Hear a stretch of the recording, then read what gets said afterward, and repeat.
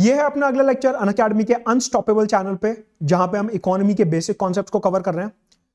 हम बात कर रहे थे प्राइस कंट्रोल की, हम बात कर रहे थे इन्फ्लेशन की, और इन्फ्लेशन को कंट्रोल करने के लिए हमने आरबीआई के मॉनेटरी पॉलिसी की बात करी। और मॉनेटरी पॉलिसी में हमने देखा दो प्रकार के टूल्स होते हैं, क्वांटिटेटिव टूल्स जो मनी की क्वांटिटी को डिफाइन करते हैं मार्केट में, और एक होते हैं क्वालिटेटिव टूल्स जो ये डिफाइन करते हैं कि मार्केट में किस प्रकार से क्वालिटी ऑफ मनी चेंज हो रहा है। अभी हम बात कर रहे थे क्वांटिटेटिव टूल्स की, और उनमें हमने देखा कैश रिजर्व रेशियो, जहां पे बैंक्स को एनडीटीएल का कुछ परसेंटेज आरबीआई के पास रखवाना पड़ता है in the form of idle money. फिर हमने देखा एसएलआर, जहां पे बैंक्स को एनडीटीएल का कुछ परसेंटेज लिक्विड एसेट जैसे कि गोल्ड, गवर्नमेंट सिक्योरिटी और कॉर्पोरेट बॉन्ड्स में इन्वेस्ट करना पड़ता है। फिर हमने देखा लिक्विडिटी एडजस्टमेंट फैसिलिटी, कि किस प्रकार से अगर बैंक्स को पैसा चाहिए होता तो वो आरबीआई से ले सकते हैं अपने बॉन्ड्स गिरवी रखवा के। और रिवर्स रेपो रेट, जहां पे आरबीआई जो है वो बैंक्स के पास अपने बॉन्ड्स को गिरवी रखवा के लोन में पैसा ले सकता है। इसी के साथ हमने एक नई फैसिलिटी देखी थी जिसको कहते हैं स्टैंडिंग डिपॉजिट फैसिलिटी, जहां पे आरबीआई जो है बिना गवर्नमेंट सिक्योरिटी के अनसिक्योर्ड लोन ले रहा है बैंक से, मार्केट से लिक्विडिटी को कम करने के लिए, और वहां पे इन्फ्लेशन को कम करने के लिए, मनी सप्लाई को कम करने के लिए। ये सारे के सारे टूल्स हमने देखे थे। अब मैं सबसे पहले चलने वाला हूं मार्जिनल स्टैंडिंग फैसिलिटी पे, और मार्जिनल स्टैंडिंग फैसिलिटी से पहले मैं आपको एसएलआर और रेपो रेट से मिलता जुलता एक छोटा सा कॉन्सेप्ट बताऊंगा। ध्यान से देखेंगे, एक छोटा सा कॉन्सेप्ट समझेंगे, और उसके बाद मैं आपको एमएसएफ फैसिलिटी बताने वाला हूं, that is marginal standing facility.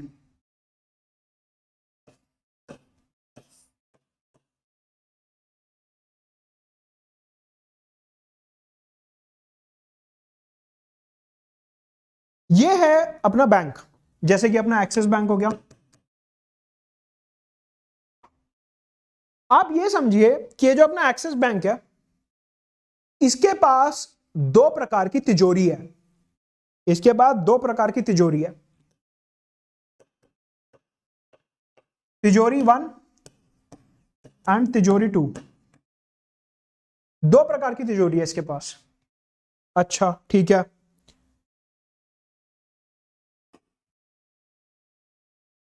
ये जो तिजोरी नंबर 1 है, सपोज करो ये हाइपोथेटिकल एग्जांपल है, ऐसा रियल में नहीं होता, हाइपोथेटिकल एग्जांपल है, लेकिन समझिए ये जो तिजोरी नंबर 1 है, यहां पे एक्सिस ने बोला कि मैं अपने एसएलआर वाले गवर्नमेंट बॉन्ड रखूंगा।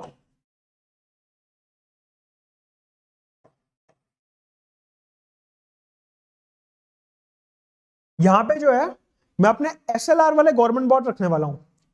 एसएलआर वाले गवर्नमेंट बॉन्ड्स का मतलब है, एसएलआर वाले गवर्नमेंट बॉन्ड्स का मतलब है कि जो आपने एनडीटीएल में से एसएलआर के लिए अपना गोल्ड, गवर्नमेंट सिक्योरिटी वगैरह रखे थे, वो वाली गवर्नमेंट सिक्योरिटी जो एसएलआर रिक्वायरमेंट पूरी करने के लिए खरीदी गई है, वो है तिजोरी नंबर 1 में। बैंक्स क्या करते हैं, अगर उनके पास स्पेयर पैसा होता है तो वो सरकारी बॉन्ड ज्यादा खरीद लेते हैं। वो सरकारी बॉन्ड ज्यादा खरीद लेते हैं, कहने का मतलब है कि कुछ सरकारी बॉन्ड खरीदे इसलिए कि उनकी जो एसएलआर की रिक्वायरमेंट है, स्टैट्यूटरी लिक्विडिटी रेशियो की जो उनकी रिक्वायरमेंट है, कुछ परसेंटेज ऑफ एनडीटीएल जो उन्हें रखना होता है हमेशा से 18, 18.5, 17.5, जो रेट वेरी करता रहता है, कुछ परसेंटेज ऑफ एनडीटीएल जो है उनको एसएलआर के फॉर्म में रखना पड़ता है। एक तो उन्होंने वो कर लिया। उसके अलावा अगर उनके पास फिर भी स्पेयर पैसा बचता है, थोड़ा ज्यादा पैसा बचता है, तो क्या करते हैं ऐसे में, गवर्नमेंट सिक्योरिटी को एक्सेस में खरीद लेते हैं। मतलब कि एसएलआर के लिए तो आपको गवर्नमेंट सिक्योरिटी खरीदनी ही थी। सपोज करिए बैंक के पास 200 रुपए हैं, बैंक ने बोला इस 200 रुपए में से 100 रुपए की मैं एसएलआर सिक्योरिटी खरीद लेता हूं, कि सपोज करो कैलकुलेशन वगैरह करी बैकएंड पे, और उस पे निकल के आया कि 100 रुपए की आपको एसएलआर की सिक्योरिटी खरीदनी है। तो बैंक ने क्या करा, 100 रुपए की एसएलआर सिक्योरिटी तो खरीद ली, यहां पे ये 100 रुपए की एसएलआर सिक्योरिटी यहां पे खरीद ली। एक बात हो गई। दूसरी बात क्या हो गई, अभी भी बैंक के पास 100 रुपए पड़े हैं। बैंक ने बोले अरे मेरे पास 100 रुपए एडिशनल एक्स्ट्रा पड़े हुए हैं, एक काम करता हूं इसकी भी गवर्नमेंट सिक्योरिटी खरीद लेता हूं, अभी कोई लोन लेने तो आ नहीं रहा, तो एक काम करता हूं इसकी भी मैं गवर्नमेंट सिक्योरिटी खरीद लेता हूं, सरकार को तो पैसे की जरूरत होती है। तो ये 100 रुपए जो बचे हुए थे उससे एक्सिस बैंक ने एक्सेस गवर्नमेंट सिक्योरिटी खरीद ली। ये वर्ड ध्यान रखेंगे, इस वर्ड के ऊपर फोकस करेंगे, excess government security. Excess government security का मतलब है जितनी जरूरत है उससे ज्यादा गवर्नमेंट सिक्योरिटी यहां पे एक्सिस बैंक ने खरीद ली। अच्छा सर ठीक है, फिर अब ये जो एक्सिस बैंक ने एक्सेस गवर्नमेंट सिक्योरिटी यहां पे खरीदी,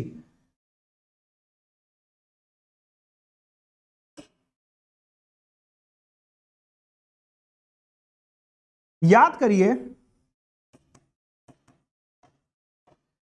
कि रेपो के अंडर जो आपका रेपो वाला सिस्टम है, उस रेपो वाले सिस्टम के अंदर हमने क्या देखा था कि अगर एक्सिस को आरबीआई से कोई भी लोन चाहिए होता है तो सबसे पहले एक्सिस को रेपो वाले सिस्टम के अंदर आरबीआई को गवर्नमेंट सिक्योरिटी देनी होगी।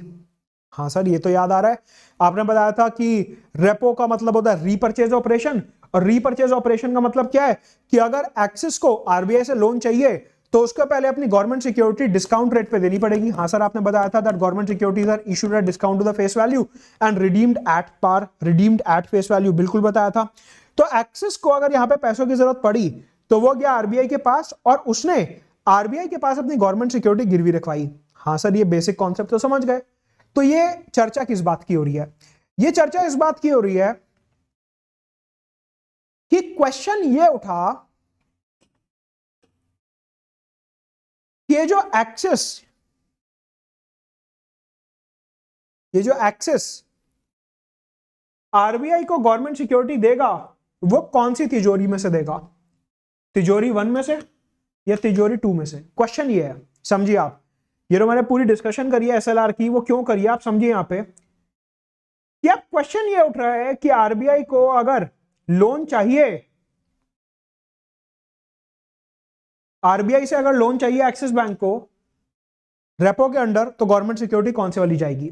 आरबीआई के नॉर्म से बोलते हैं कि अगर आपको रेपो के अंदर कोई भी लोन चाहिए, अगर आपको रेपो के अंदर कोई भी लोन चाहिए, मतलब कि लिक्विडिटी एडजस्टमेंट फैसिलिटी के अंदर, मैंने आपको क्या बताया था, ये जो रेपो और रिवर्स रेपो होते हैं इनको कलेक्टिवली क्या बोला जाता है? Liquidity adjustment facility. हाँ सर, बताया था। तो ऐसे में अगर बैंक को रेपो के अंदर, लिक्विडिटी एडजस्टमेंट फैसिलिटी के अंदर आरबीआई से कोई भी लोन चाहिए तो वो एसएलआर वाली सिक्योरिटीज का प्रयोग नहीं कर सकते। These securities can not be used, these securities can not be used. ये जो एसएलआर वाली सिक्योरिटीज हैं आप इनका प्रयोग नहीं कर सकते। These securities can not be used. ये जो सिक्योरिटीज हैं ये तिजोरी में ही रहेंगी। You can not mortgage them, can not give them to RBI. ये वाली सिक्योरिटीज को आप आरबीआई को नहीं दे सकते, you can not give them to RBI. ये वाली सिक्योरिटी जो है आरबीआई को नहीं दी जा सकती लिक्विडिटी एडजस्टमेंट फैसिलिटी के अंदर, एलएएफ के अंदर ये यूज नहीं होंगी। तो मतलब कि अगर बैंक को कभी भी आरबीआई से रेपो लिक्विडिटी एडजस्टमेंट फैसिलिटी के अंदर कोई भी लोन चाहिए तो वो सिर्फ और सिर्फ अपनी एक्सेस गवर्नमेंट सिक्योरिटीज का प्रयोग करके आरबीआई को देंगे और उनसे लोन लेंगे। एक्चुअल में जो लिक्विडिटी एडजस्टमेंट फैसिलिटी है वो इस तरीके से काम कर रही है कि एलएएफ सिस्टम के अंदर आप जो भी गवर्नमेंट सिक्योरिटी को गिरवी रखना चाहते हो आरबीआई के पास, वो सिर्फ वो गवर्नमेंट सिक्योरिटीज है जो आपने एक्सेस में खरीद के रखी हुई है। एसएलआर क्योंकि बैंक की स्टेबिलिटी के लिए जरूरी होता है, बैंकिंग स्टेबिलिटी के लिए जरूरी होता है, तो इस वजह से ये वाली गवर्नमेंट सिक्योरिटी आप कभी भी प्लेज नहीं कर सकते। ये वाली गवर्नमेंट सिक्योरिटी के ऊपर आप कभी भी लोन नहीं ले सकते आरबीआई से। ये है basic concept number 1।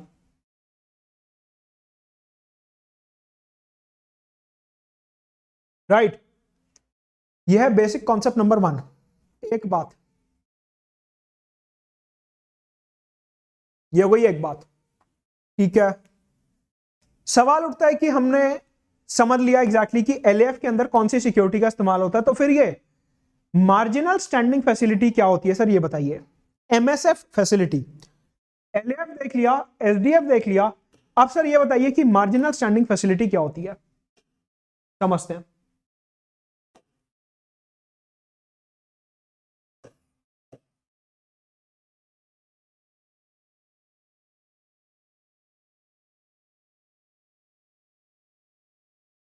Block diagram से समझेंगे तो थोड़ा इजी रहेगा। एज यूजुअल अपनी सेम अप्रोच। यह है आरबीआई, यह है एक्सेस, यह है तिजोरी 1, यह है तिजोरी नंबर 2।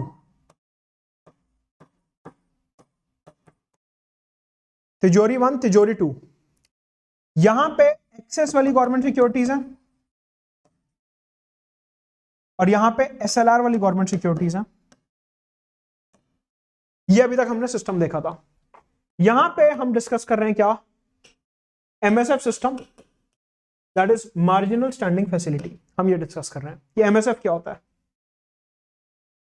ठीक है, समझिए।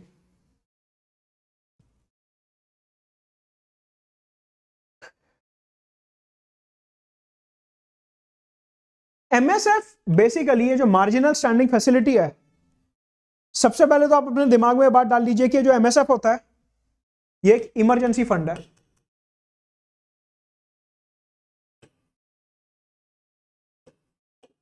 जो एमएसएफ है वो एक इमरजेंसी फंड है। MSF is an emergency fund. ये नॉर्मल टाइम्स में यूज होती ही नहीं है फैसिलिटी।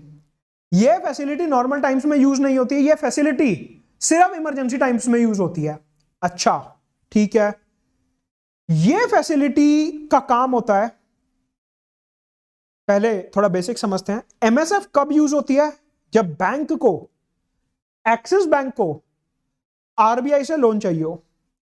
एमएसएफ फैसिलिटी कब यूज होती है, when bank needs money from RBI. जब बैंक को पैसा चाहिए होता है आरबीआई से, when bank needs money from RBI, उस केस में एमएसएफ का इस्तेमाल होता है। अच्छा, ठीक है। तो सर ये रेपो रेट भी तो वही था, ये जो लिक्विडिटी एडजस्टमेंट फैसिलिटी के अंदर रेपो वाला अरेंजमेंट था, ये भी तो वही था। हाँ बिल्कुल था, समझिए।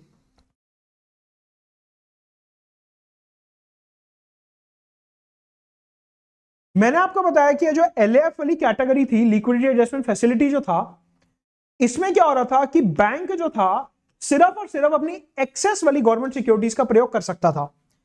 कि अगर लिक्विडिटी एडजस्टमेंट फैसिलिटी एलएएफ के अंदर एक्सिस बैंक को लोन चाहिए रेपो रेट का, तो वो अपनी सिर्फ और सिर्फ एक्सेस वाली गवर्नमेंट सिक्योरिटीज का प्रयोग कर सकता है। जो एसएलआर वाली गवर्नमेंट सिक्योरिटीज हैं उनका प्रयोग नहीं कर सकता। जो एसएलआर वाली गवर्नमेंट सिक्योरिटीज हैं उनका प्रयोग नहीं कर सकता। हाँ सर, ये बिल्कुल बताया था कि ये जो एसएलआर वाली गवर्नमेंट सिक्योरिटीज है इनका प्रयोग नहीं किया जाएगा, ठीक है नासी।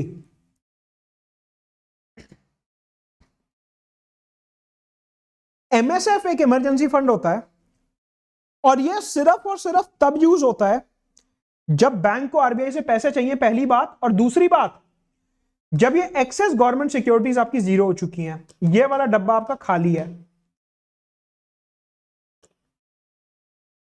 मतलब कि एक्सिस के पास आज की तारीख में अगर एक्सेस गवर्नमेंट सिक्योरिटी नहीं है, एक्सिस के पास अगर आज की तारीख में जीरो गवर्नमेंट सिक्योरिटी है, एक्सिस के पास अगर आज की तारीख में एक्सेस गवर्नमेंट सिक्योरिटी नहीं है और उसे आरबीआई से लोन चाहिए, तो वो क्या करेगा। क्वेश्चन ये उठता है कि भाई एक्सिस को अगर आरबीआई से लोन चाहिए था तो वो अपनी एक्सेस गवर्नमेंट सिक्योरिटी यूज करके रेपो एलएएफ के अंदर लोन ले सकता था। लेकिन अभी स्थिति ऐसी आ गई कि मार्केट में सपोज बहुत ज्यादा स्लो डाउन चल रहा है और एक्सिस के पास पैसा नहीं है, उसके पास एक्सेस गवर्नमेंट सिक्योरिटी भी नहीं है, एक्सिस के पास एक्सेस गवर्नमेंट सिक्योरिटी भी नहीं है सपोज करो। तो ऐसे में क्या होगा, अगर एक्सिस के पास एक्सेस गवर्नमेंट सिक्योरिटी नहीं है, एक्सिस के पास एक्सेस गवर्नमेंट सिक्योरिटी नहीं है, तो वो क्या कहेगा कि भाई मेरे पास तो एसएलआर वाली गवर्नमेंट सिक्योरिटी पड़ी है, क्यों ना मैं इन्हें आरबीआई के पास गिरवी रख दूं। ये भी तो पॉसिबल है। एलएएफ रेपो रेट में क्या हो रहा था कि एक्सिस अपनी दूसरी तिजोरी एक्सेस वाली गवर्नमेंट सिक्योरिटीज जो है वो आरबीआई को दे रहा था, ठीक है। अभी वो वाला कॉलम हो गया जीरो, वहां पे कुछ गवर्नमेंट सिक्योरिटी बची नहीं है। तो ऐसे में सवाल ये उठता है कि क्या एक्सिस अपनी ये जो एसएलआर वाली गवर्नमेंट सिक्योरिटीज हैं, क्या ये आरबीआई को दे सकता है। ये जो एक्सेस वाली गवर्नमेंट सिक्योरिटीज हैं, क्या ये आरबीआई को दी जा सकती हैं। आरबीआई ने मना कर दिया। आरबीआई ने बोला भाई देखो, ये जो एसएलआर वाली गवर्नमेंट सिक्योरिटी है ये इमरजेंसी पर्पस के लिए है। ये जो एसएलआर वाली गवर्नमेंट सिक्योरिटीज हैं ये बहुत ही इमरजेंसी पर्पसेस के लिए हैं, मतलब कि बैंक स्टेबिलिटी के लिए हैं। हम ये वाली सिक्योरिटी नहीं ले सकते। आरबीआई ने बोला प्लीज, एक्सिस ने बोला प्लीज मेरे को पैसों की जरूरत है, मैं कैसे लूं। आरबीआई ने बोला चलो ठीक है लेकिन पेनल्टी लगेगी। एक्सिस ने बोला पेनल्टी का मतलब, ये मतलब कि क्योंकि आप ये बैंकिंग स्टेबिलिटी वाली गवर्नमेंट सिक्योरिटी इस्तेमाल कर रहे हो तो आपको रेपो रेट से ज्यादा इंटरेस्ट रेट देना पड़ेगा। यहां पे आपको एमएसएफ रेट देना पड़ेगा और ये जो एमएसएफ रेट होता है this is more than repo rate. ये जो एमएसएफ रेट होता है this is more than repo rate. Sir मतलब डॉट्स कनेक्ट नहीं हुए ठीक से, समझिए। एक्सिस के पास दो तिजोरी थी, तिजोरी 1, तिजोरी 2। दूसरी तिजोरी में क्या था, एक्सेसिव गवर्नमेंट सिक्योरिटी रखी हुई थी। ये डब्बा हो गया खाली, ये डब्बा हो गया शून्य, ये डब्बा हो गया 0। हाँ सर हो गया। तो अब अगर एक्सिस को लोन चाहिए बैंक से, अगर एक्सिस को लोन चाहिए आरबीआई से, तो उसको गवर्नमेंट सिक्योरिटी तो देनी पड़ेगी, सिक्योर्ड लोन होता है हमेशा। आरबीआई ने बोला क्योंकि आपका ये वाला डब्बा 0 हो चुका है, आप एक काम करो एसएलआर वाली सिक्योरिटी मुझे दे दो, लेकिन क्योंकि ये बहुत ही सेंसिटिव सिक्योरिटीज होती हैं, बैंकिंग स्टेबिलिटी के लिए इंपॉर्टेंट होती हैं और आपको ये यूज करनी पड़ रही है, इसलिए मैं आपके ऊपर एक पेनल्टी लगाऊंगा और वो पेनल्टी जो है वो एमएसएफ रेट में इंक्लूडेड होगी। मतलब कि एक्सिस को, आरबीआई को एमएसएफ रेट जितना ब्याज देना पड़ेगा। इस वाले केस में एक्सिस जो है आरबीआई को कितना ब्याज दे रहा था, रेपो रेट जितना, एलएएफ जितना। इस वाले केस में जहां पे वो एसएलआर सिक्योरिटीज को यूज कर रहा है लोन लेने के लिए, यहां पे वो कौन सा रेट देगा, यहां पे वो एमएसएफ रेट देगा जो कि रेपो रेट से ज्यादा होगा। मतलब कि अगर एक्सिस अपनी दूसरी तिजोरी की सिक्योरिटी यूज करता, एक्सेस सिक्योरिटी यूज करता, तो उसको कम ब्याज देना पड़ता, लेकिन क्योंकि यहां पे एक्सिस अपनी ये वाली एसएलआर वाली सिक्योरिटीज का इस्तेमाल कर रहा है, इसलिए यहां पे इसको ज्यादा रेट ऑफ इंटरेस्ट देना पड़ेगा एमएसएफ रेट के फॉर्म में। इसलिए एमएसएफ जो होती है वो एक इमरजेंसी विंडो होती है और उसमें बैंक्स को ज्यादा रेट ऑफ इंटरेस्ट देना होता है और ये फैसिलिटी सिर्फ उस केस में यूज होती है, सिर्फ और सिर्फ उस केस में यूज होती है जब जो है एक्सेसिव गवर्नमेंट सिक्योरिटी खत्म हो जाती है और आप अपनी एसएलआर सिक्योरिटी यूज करने का मन बना लेते हैं, उस केस में जो है ये प्रयोग किया जाता है। ये है मार्जिनल स्टैंडिंग फैसिलिटी, जो कि रेपो रेट के थोड़ा सा अलग है, कॉन्सेप्ट सेम है, लेकिन रेपो रेट में आप एसएलआर सिक्योरिटी यूज नहीं कर सकते, मार्जिनल स्टैंडिंग फैसिलिटी में आप रेपो रेट का प्रयोग कर सकते हो। तो आज के वीडियो में रुकेंगे यहीं पे, जहां पे हमने देखा कि एसएलआर सिक्योरिटीज का प्रयोग किस तरीके से किया जाता है और एग्जैक्टली जो मार्जिनल स्टैंडिंग फैसिलिटी होती है वो क्या होती है, ये सारी चीजें हमने देखी। अगले वीडियो में और बेसिक कॉन्सेप्ट्स की बात करेंगे, जहां पे बैंक रेट और ओपन मार्केट ऑपरेशन समझेंगे कि ये एग्जैक्टली क्या होते हैं। तब तक के लिए चैनल को सब्सक्राइब करेंगे and press the bell icon, जो भी नया वीडियो आएगा उसका आपको अपडेट मिलता रहेगा। ये जो बेसिक कॉन्सेप्ट्स की सीरीज है इसको हम जल्द से जल्द खत्म करने की कोशिश करेंगे, सो दैट अखबार में आने वाले और पीवाईक्यू से रिलेटेड जो भी आपके कॉन्सेप्ट्स हो यहाँ से क्लियर हो सके।